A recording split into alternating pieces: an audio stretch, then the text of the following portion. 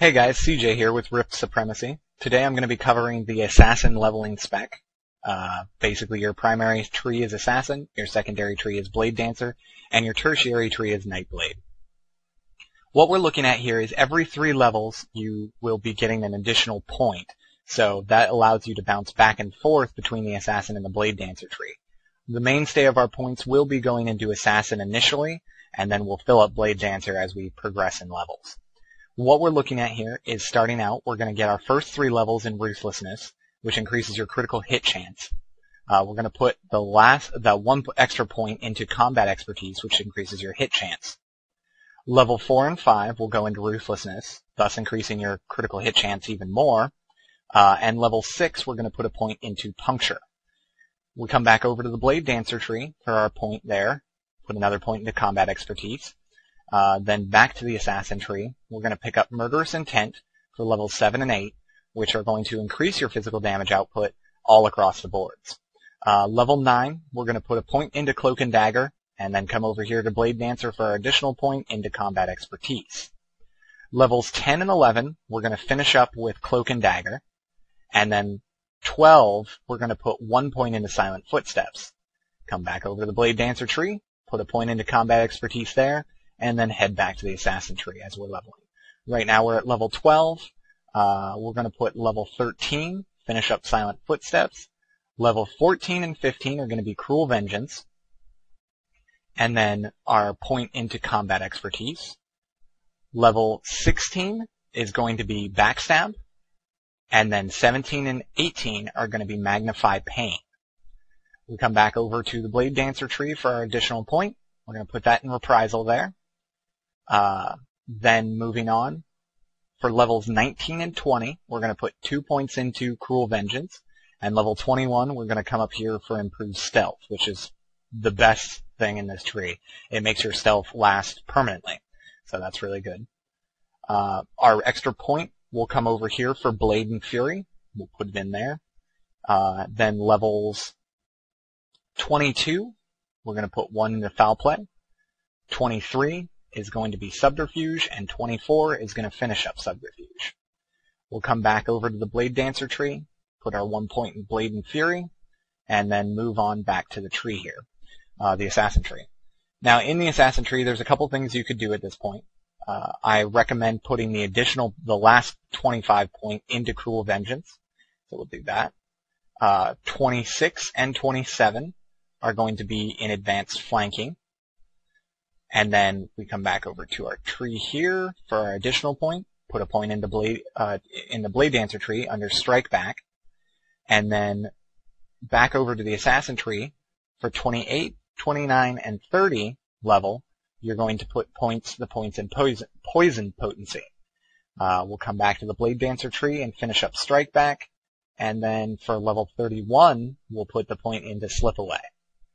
Now at this point, you've basically maxed out your Assassin tree. If you feel like it, there's other points you could put in here. I honestly don't recommend it. The tree that is set up here is probably one of the quickest and most efficient ways to level via Assassin. So at this point, you can start putting your additional levels and bonus level points into Blade Dancer. What we're looking at now is we're going to put a point into Sprint for level 32. And then we'll start getting Ambidextrous, which increases your dexterity. Then we're going to go with Combat Culmination for the 3 points there. And 1 more point into Ambidextrous for the final point there. And then we'll put a few points here in Deadly Dance. That's a really good skill, basically because instead of using Final Blow, you'll be using Deadly Strike as your finisher, because the Blade Dancer finisher Deadly Strike does more damage than the Final Blow one does.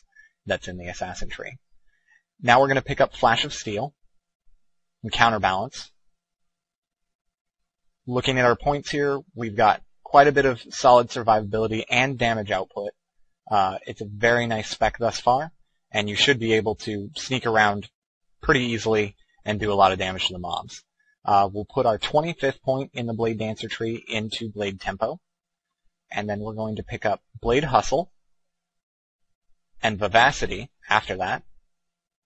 Our 31-point talent in the Blade Dancing tree is Dancing Steel, it's a very, very heavy damage skill if you have more than 2 targets. So if you've got 2, 3, 4, or 5 targets, Dancing Steel is your go-to option. It does a lot of damage. We'll come back down for our 32nd point into Disengage. Disengage, basically anytime you parry or block, or I'm sorry, parry or dodge, you have this skill, which is a reactive ability, which will allow you to stun the opponent for 4 seconds. Very solid skill, very nice. Our last 3 points we're going to put into Blazing Fury in the Nightblade tree. This increases the damage of your combo point generating abilities by 9%. This basically will level you very quickly through 1 to 50 if you follow the tree exactly how I laid it out.